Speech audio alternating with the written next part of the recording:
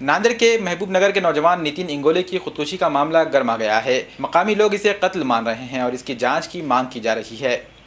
महबूब नगर नांदेड़ का रहने वाला नौजवान नितिन इंगोले ट्रेन से गिरकर फौत हो गया था। पुलिस ने इसे खुदकुशी का मामला बताया था, लेकिन नितिन इंगोले के रिश्तेदार और मोहल्ले के लोगों ने इस मामले को कत्ल से ताबीर किया है और पुलिस पर कातिलों की हिमायत करने का इल्जाम लगा दिया है।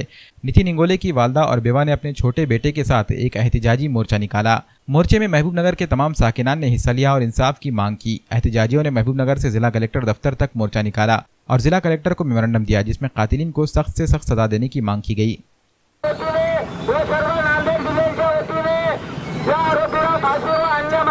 जिल्हाधिकारी कार्यालयावर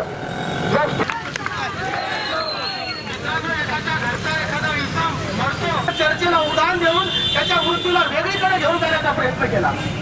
मी सर्वप्रथम नितीनचा मर्डर झाला तेव्हा जे अर्जुन होता ते सगळ्यांना घरातल्यानं राय केली होती आणि त्याने त्याच्या मित्राला फोन केलेला आहे, सगळं मला माहित होतं आणि त्याच्या आईवडिलाला सुद्धा भाऊ आला सगळ्याला माहित होतं।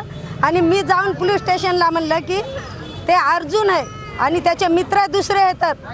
मित्राचं मला नाव नव्हतं माहीत म्हणून मी पोलिसाला म्हणू लागले की अर्जुन आहे। मला पोलिस म्हणू लागले तुझी सून इथं आली होती केस करायला, कारण नितीन त्या मोबाईलहून माझ्या सुनेला काहीतरी बोल लागला म्हणून तिनं काहीतरी पोलिस धमकावतील म्हणून पोलीस स्टेशनला गेली। तर मी त्यांना म्हणलं नितीनचा मर्डर करणारा एक अर्जुन आहे, त्याच्या मित्राची मला ओळख नाही आणि घरचे सगळे सहभागी आहेत त्याच्यात।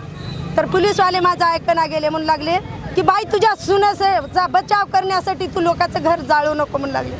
अशी मी तळमळ करू लागले। एक महिना मी इकडं तिकडं फिरू लागले, देवा म्हणू लागले मला न्याय दे म्हणू लागले। असा न्याय आता पोलीसवाले माझा करणारच नाही असं वाटू लागलं, कारण ते मला म्हणू लागले तुझ्या मुलाचा आत्महत्या तिथं रेल्वेला झालेला आहे म्हणू लागले। तुझी सून इथं अर्ज दे आली, सून बायको जाऊ शकत नाही काय, नवरा भांडण करू लागल्यानं थोडं धमकावसाठी जाऊ शकते, पण माझ्याकडे कोणीच पोलीसवाले लक्ष देईना गेले। त्या आरोप्यांना फाशी द्यावं आणि माझ्या परिवाराला काही मदत करावं, माझ्या सुनेला कुठंतरी काही काम लावावं, कारण माझा मुलगा नितीन होता त्याच्यावरच आम्ही अवलंबून होतो। काही कारण नसतावळी मला असं वाटू लागलं की पोलिसांना मी सांगू लागले मोबाईल चोरी केला आणि त्याच्यामुळं घात केला, तर मोबाईलच्या चोरीहून तरी त्यांना सापडावं असं मला वाटू लागलं। पण मला असं वाटलं की मला काही न्याय मिळत नाही, पण पुऱ्या गल्लीवाल्यानं आणि माझ्या सहकार्यानं मला सहकार्य केलं, त्यांचे आभारी मी आहे। आणि हे मोदी साहेबापर्यंत पोहोचू द्या की त्या आरोप्यांना फाशी मिळू द्या म्हणून। आणि पोलिस काय कोणाला आताच फाशी मिळणार आहे का, आताच मदत मिळणार आहे का, मला काल असे बोलू लागले। नितीन इंगोलेच्या संदर्भाने हा जो जस्टिस मोर्चा निघलेला आहे, हा मोर्चा येथील पोलीस प्रशासनाच्या विरोधातला मोर्चा म्हणलं तरी काय वावगं ठरणार नाही आहे, कारण विमानतळ पोलीस स्टेशनने नितीनच्या मारेकऱ्यांना धरण्यामध्ये किंवा त्या तपासामध्ये एवढी दिरंगाई केलेली आहे की कुठंतरी जाणून बुजून या आरोपींना सुद्धा पोलीसवाल्यांचंच अभय होतं की काय, अशी शंका आज आमच्यामध्ये निर्माण झालेली आहे।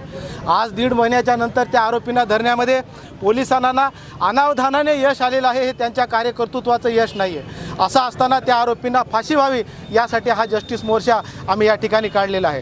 पोलिसांच्या चार्जशीटमध्ये आता हे उद्या काय लिहितील त्यावर सर्व अवलंबून आहे।